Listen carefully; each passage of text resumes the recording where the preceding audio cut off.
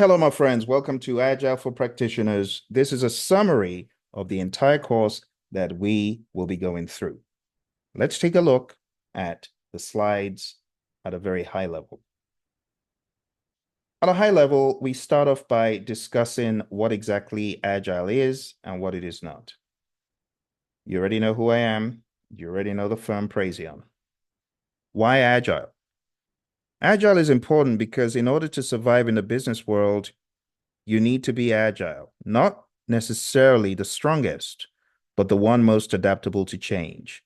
Agile has evolved from the 1940s when lean manufacturing was first introduced, all the way to 2017 when the PMI partnered with the Agile Alliance to write a book known as the Agile Practice Guide. In a few words, I'm curious to know what you will define Agile as. And Agile is really, in simple English, all about one thing. I'm not going to spill the beans. I'm just going to move to the next few slides, and then I'm going to be asking you this at the end of the summary. But be aware that you don't have to be entirely agile or entirely predictive. People call it waterfall, but they really mean predictive. But agile works best when there's high variability. And agile is not just for IT. And when you think about the world of agile, you got to focus on certain aspects over others. The Agile Manifesto has values and it has principles. We are going to debate and discuss these values and principles. And you need to understand that there is something for you in Agile. It's a mainstream competency, so you might as well learn it. Agile is all about the customer. We're obsessed with adding value to the customer. I talked about the iron triangle earlier in the course. Well, when you flip the iron triangle on its head, it goes from being fixed scope into flexible scope. Schedule and budget are fixed. Why is that? Well, in terms of schedule, we have a fixed time box. In terms of budget, we have a stable team. So we can say that the schedule and budget are fixed. In the world of Agile, we subscribe to the pull versus the push. Unlike a push system where work is given to a person and it gets put into a massive to-do list, pull systems allow the person doing the work to pull in tasks as they are ready. This is key as to how it works in the world of Agile. Some challenges in Agile are the people. Organizational culture, believing that Agile won't work, tailoring too soon, and relying on command and control. It's a problem. There are concerns and fears. We're not going to deny that. But for Agile to work, we must get everyone on the same page. To get Agile to work, we must understand that this is more starting off in the head, starting off in the mind. And then that translates from being in the mind to an attitude, to a philosophy, to behaviors and culture. So we need to understand as practitioners that it's not enough for just us to be agile. Our team must come along for the ride. And how does that happen? For our team to come along for the ride, we must be ready to wear the hat of a trainer, a mentor, and a coach in all things agile, and we have to be patient with them. Going a step further, in this world of agility, there's a misnomer that we don't plan, and that's not true. We actually plan a whole lot. We plan at the strategy level, the portfolio level, the product level, the release level, even down to the iteration level. So there is a lot of planning that takes place. There's a model in the world of Agile, and there are three components. There's the product owner, the scrum master, and the developers. This is how it works. We have stakeholders who have these ideas. The stakeholders could be people in the business. They have a want, there's something that they would like to see. But it's not enough to have a great idea. That idea needs to be put into action. Enter the product owner. The product owner understands the idea and makes sure that the team is building the right thing. The development team are the people that are working on building the thing right. The Scrum Master is a role in Scrum, which we're about to discuss. The Scrum Master makes sure it's being built fast. Now, project managers are not necessarily a role that is discussed in a lot of Agile frameworks, but where they exist in the business, the project manager can help the Scrum team, this collection of individuals, to remove roadblocks. Ultimately, the entire team is going to be delivering value back to the customers, back to the stakeholders, and the stakeholders are going to help them cut any red tape. And that's how it should work in the world of Agile. Now, to make this even more specific, we're going to talk about a framework called Scrum. Scrum is a framework that organizes your work. It organizes the flow of the work, the cadence of the work, the review of the work, and the review of the process. So it starts off with a backlog of items that need to be done. These could be features, they could be requests, but they're put into a product backlog. The product backlog is just the beginning. We need to plan each sprint. A sprint is a short duration of anywhere 4 weeks or less in which the team aggressively works towards a goal. During sprint planning, the team takes a section of the product backlog that they're going to work on within the sprint, and they call that a sprint backlog. The sprint backlog is what we need to accomplish during the sprint. It has the goals, it has the breakdown of what we're trying to accomplish. One of the terms you hear in the world of Scrum is user stories. So user stories will be included here. Moving along, we also have, in this world of Scrum, a daily stand-up meeting. The daily stand-up meeting, we call it the daily Scrum. And the daily Scrum, it happens for 50 minutes daily, and the team talks about what they did yesterday, what they're going to do today, and if there are any impediments. It's a meeting for the team, and it's not for management. So it's not about giving status. It's really more about syncing up with each other and understanding the flow of work as things are progressing. In the middle of the sprint, we refine our backlog. This is done by the product owner leading the charge because they are chiefly responsible, and the team could also assist. The major output is called a potentially shippable increment because it's potentially shippable. It doesn't have to be shipped. If it is going to be shipped, that's okay, but it must meet a definition of done. We must make sure that that product, service, or result is truly done before it goes anywhere. There's an event called a sprint review. In the sprint review, the customers take a look, the stakeholders take a look at what was developed. It's also known as a demo, so the team could demonstrate what was created. They could take it for a test spin. One of our clients had an autonomous vehicle and they tested that. And there are different ways we do this. The final event is called a sprint retrospective, and this is where the team looks in the rearview mirror and says, what went well, what didn't go so well, what can we do differently? They plan to make improvements. And that pretty much is the overview of Scrum. Scrum has values: courage, focus, commitment, respect, and openness. When we talk about the world of Scrum, there's a 3-5-3 configuration. Did you see that on the previous slide? I'm sure you did. 3 roles, 5 events, and 3 artifacts. Let's account for them one by one. The 3 roles: the product owner, the Scrum Master, and we call them the developers or the development team. But just know that the word developers is used.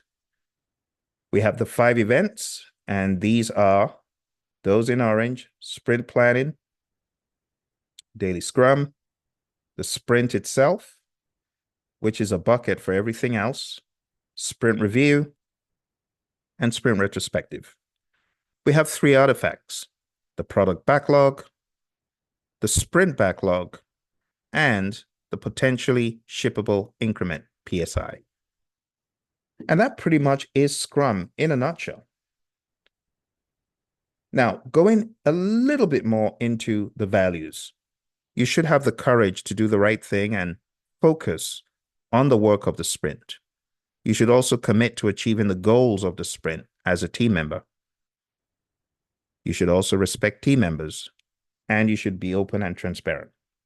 And there you have it. We've talked about the product owner. They understand the vision. They are the chief value officer, you could say.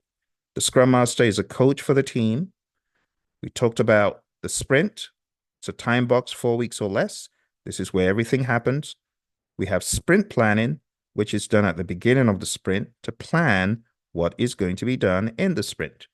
We have the daily Scrum, which is used as a sync-up meeting. We have backlog refinement, which is done somewhere in the middle of the sprint.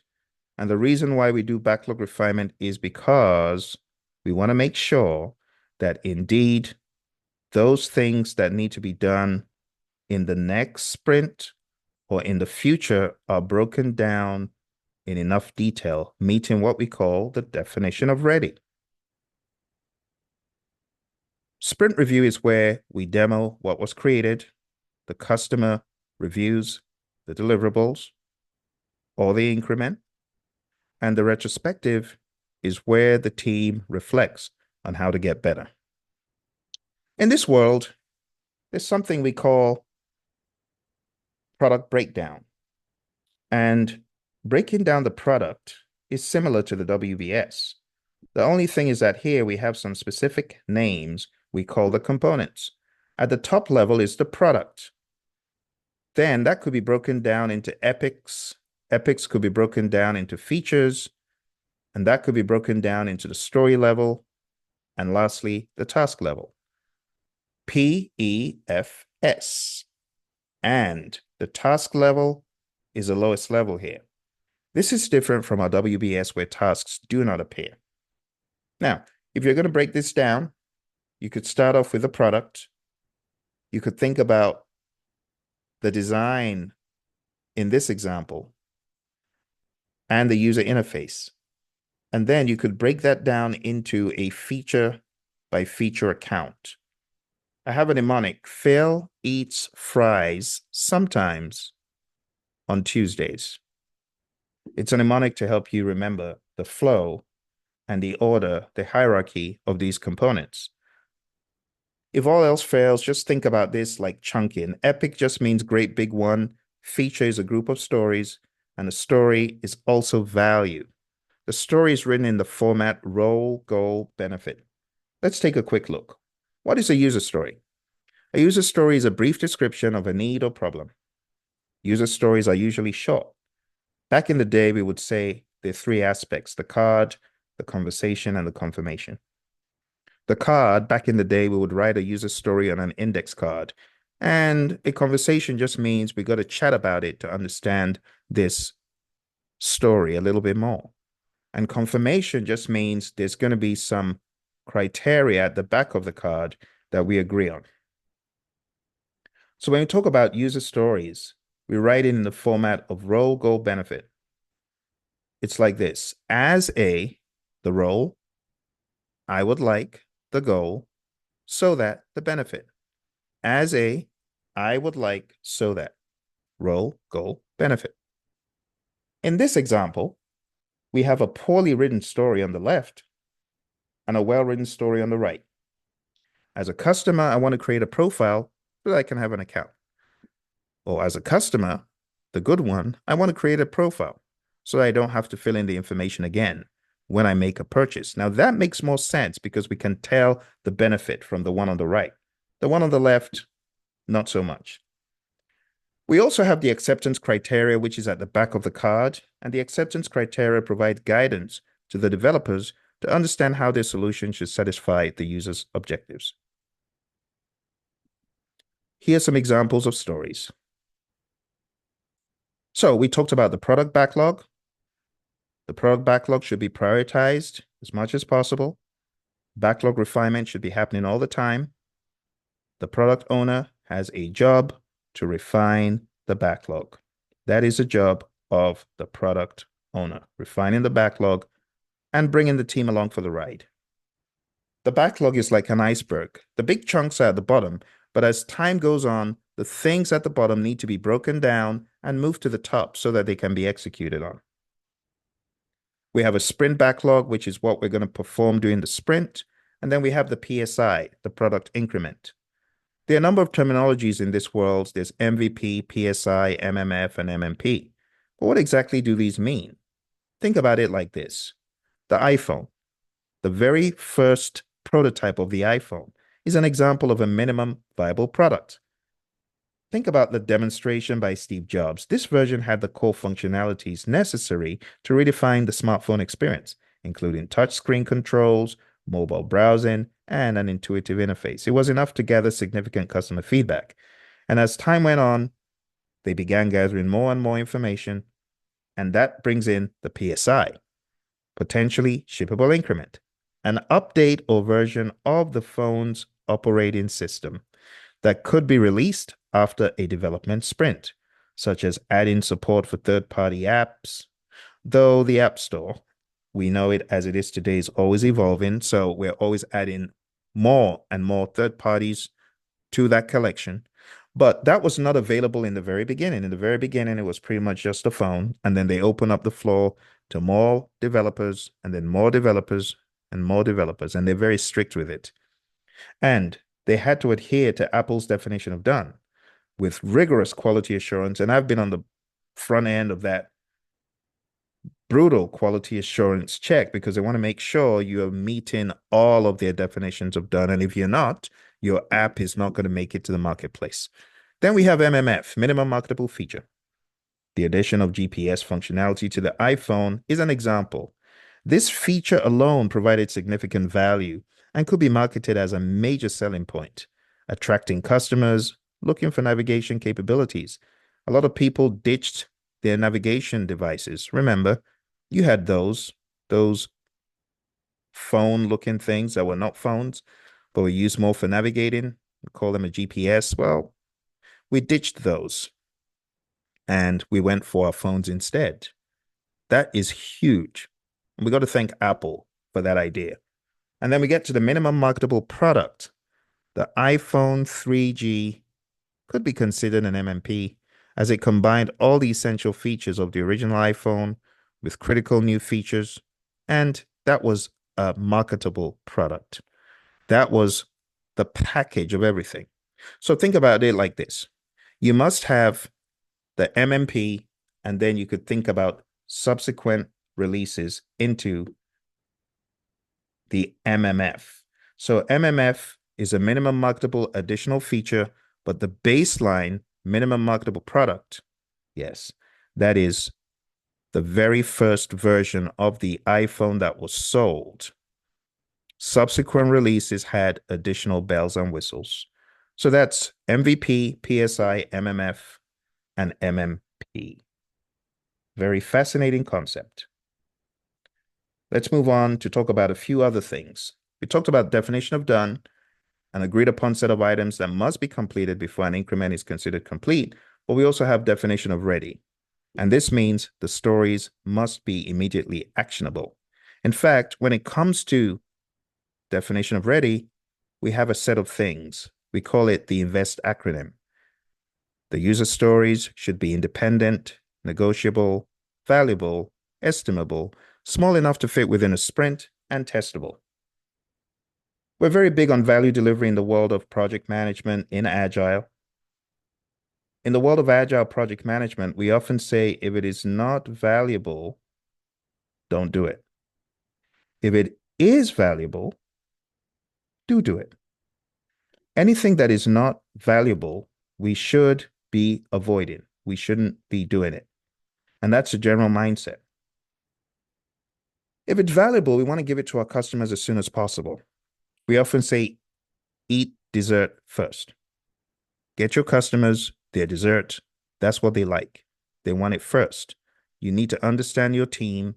You need to understand your stakeholders You need to understand what the team can do, the low-hanging fruit they can do first.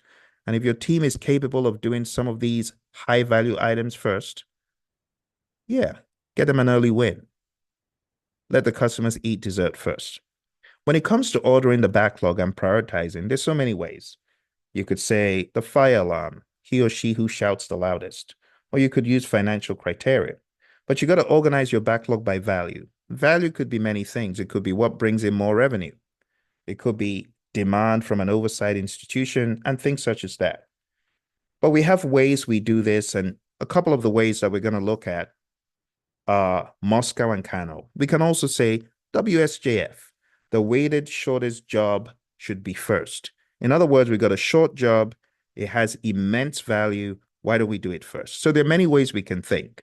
When we talk about Moscow and Kano, it's really must have, should have, could have, won't have. Must have, satisfiers, delighters, dissatisfiers in Kano. And we already somewhat talked about this. And I said, when you're buying a car, what is a must?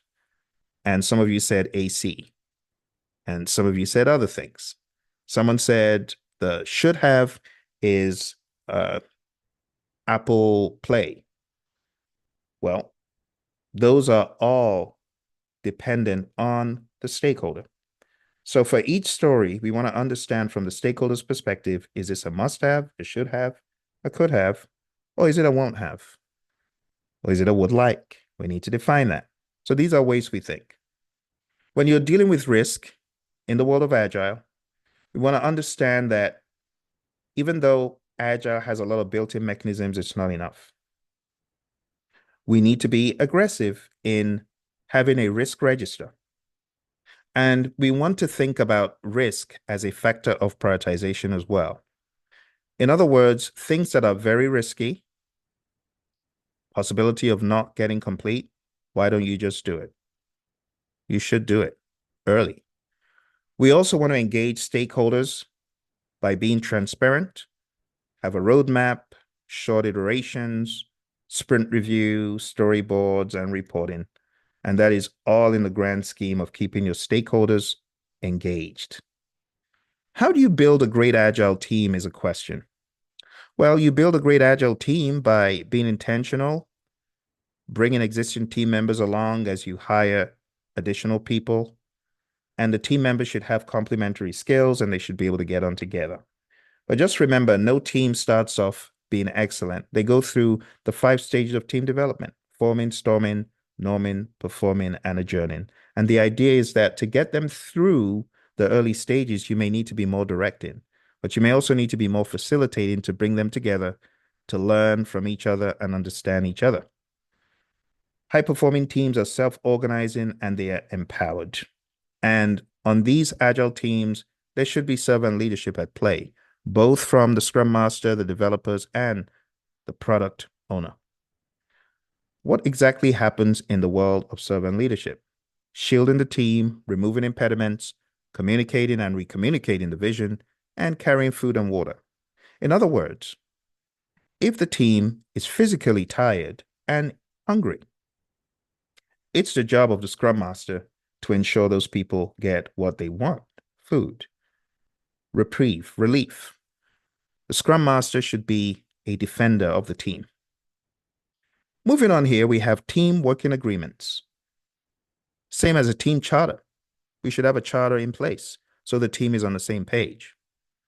We also use the term convergent shared collaboration to say, when it comes to empowerment, we must let the team make their own decisions, and there's a method to the madness. We rely more on collective agreement on the best answer. Shared collaboration. What does that look like?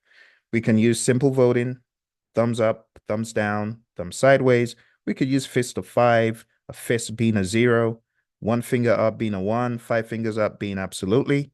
And we can use the Highsmith decision spectrum, which just allows us vote on a spectrum of possibilities. We also want to think about the outliers. Like if there's several people who are more to the left in favor or more to the right to veto, we want to understand why they're thinking that way. Moving forward, my friends, into the world of estimating. In the world of Agile, we don't estimate the same way as we do in predictive. Why is that? Because your stakeholders stamp on you, hold you accountable when you give dates, when you give time. So you got to be careful. In the world of Agile, we don't just give empty times. We rely on different methods. Some teams use this and others are more mature. They understand their work and their cadence, and they don't. But where it is used, we use story points. Story points are an arbitrary measure, and it's based on size, complexity, and we use a concept known as triangulation. We understand bigger, smaller, same size. You want me to estimate this work? Show me something that is bigger, smaller, and same size. And based on that framework or baseline, you're able to say, well, if mowing the lawn is a 5, then washing dishes is a 2. If washing dishes is a 2, then taking out the trash is a 1, and things such as that. Okay. So that takes us into the world of planning poker, where we play poker to score our user stories. So based on the story that we've read and based on the comparative analysis of bigger, smaller, same size, we can say, okay, this task is a 4. On the count of 3, let's vote on what this task is. 1, 2, 3, go. And everyone shows their card. And the team, through planning poker, which is a fun way of scoring stories, they decide what any particular story is by using that comparative analysis. We also have another approach to doing this, which is called affinity estimating. We look at the work, we size the work, we have a stack of user stories, for example, and we as individuals put those stories under categories that we think they belong. And at the end of the day, we stand back and we critique, and everyone comments on, hey, I think that XL is actually an M. Oh, I think that S is actually an L, and things such as that. But it's a lot quicker than planning poker. Quite effective nonetheless. We then get into forecasting, talking about velocity. How many story points do you accomplish in a sprint? Let's say you get 5 stories done and each story is 10. Well, that's 50 story points. We can actually plot this stuff. So if you were to plot your 50 story points across every sprint, you can see the best case scenario and the worst case scenario. Sometimes we actually got more than 50 story points done, and other times we got less. But you're going to plot that, and you're going to be able to see, based on our empiricism here, what can I get done for you in 6 weeks? Well, in 6 weeks, we could get anywhere from, let's say we can get around 250 story points done. Could take anywhere from 4 to 6 weeks, but we can get you that number of story points, 250.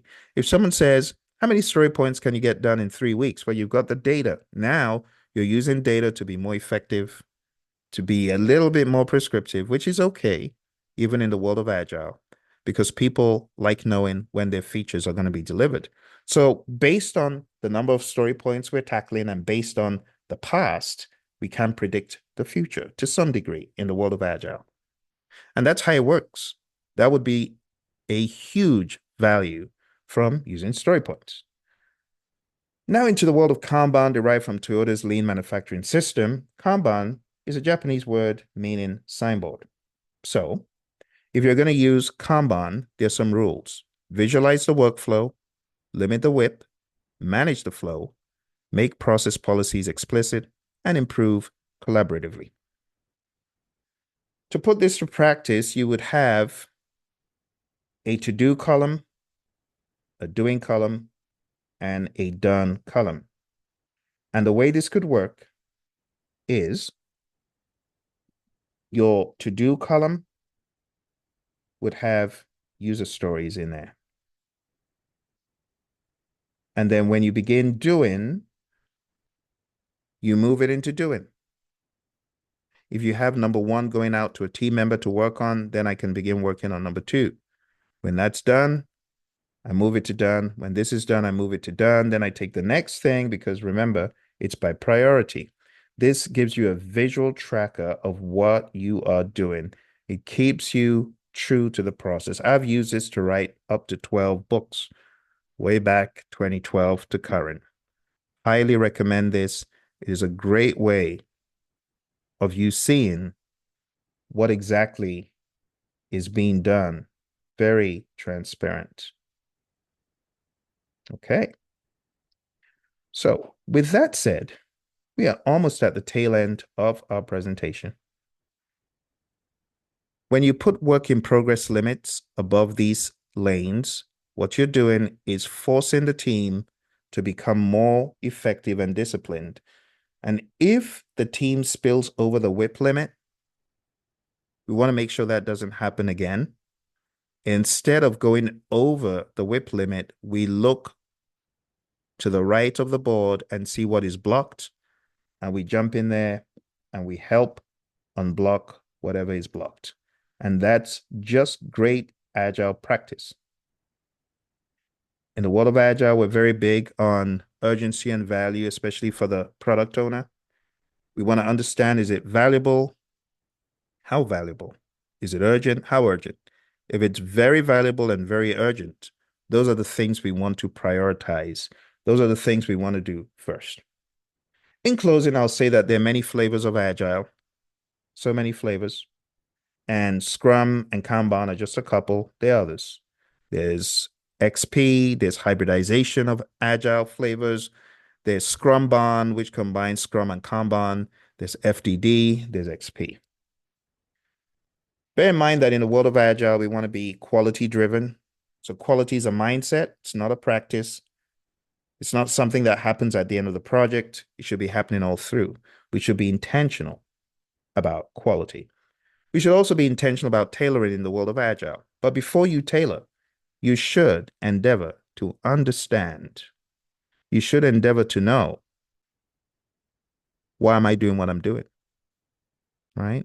So there's the shu stage, and this is from Aikido in martial arts. Shu, ha, and ri.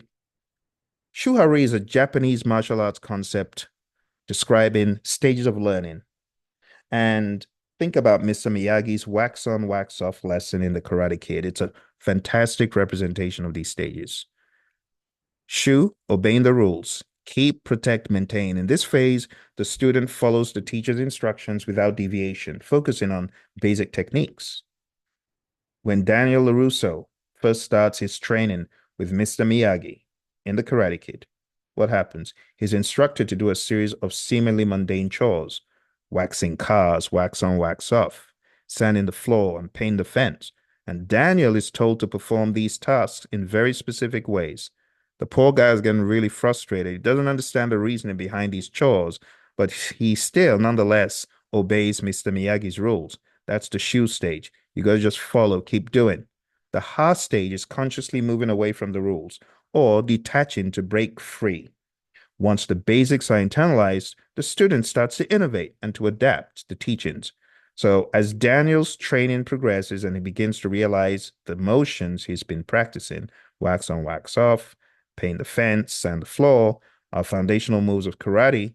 With this understanding, he starts to practice these movements as karate blocks and strikes. When Mr. Miyagi comes at him, crazily, he just becomes a weapon in and of himself.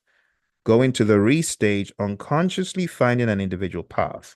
At this stage, the student has fully internalized the teachings, allowing them to transcend traditional techniques, adapt spontaneously, and create the unique style.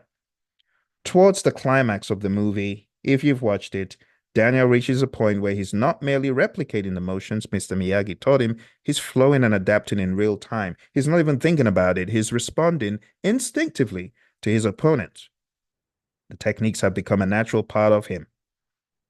His iconic crane kick at the end isn't something Mr. Miyagi strictly taught him in their training, but it represents Daniel's unique adaptation and understanding of the martial art. In essence, the shu, the ha, and the ri. While I will not play the movie, I invite you to watch what you can. You can find this online. There you have it, my friends. We've gone through everything that we needed to know at this level for Agile for practitioners. There will be additional exercises of Kanban and Scrum where we build planes and where we do other things. But for now, that's it. You take a look at the pictures on the screen. It's from live training that was done out in Houston. And these individuals built stuff, but they went through the motions of Agile. And that's exactly what we're going to be doing. Thank you for joining, and I'll see you in another video soon. Bye for now.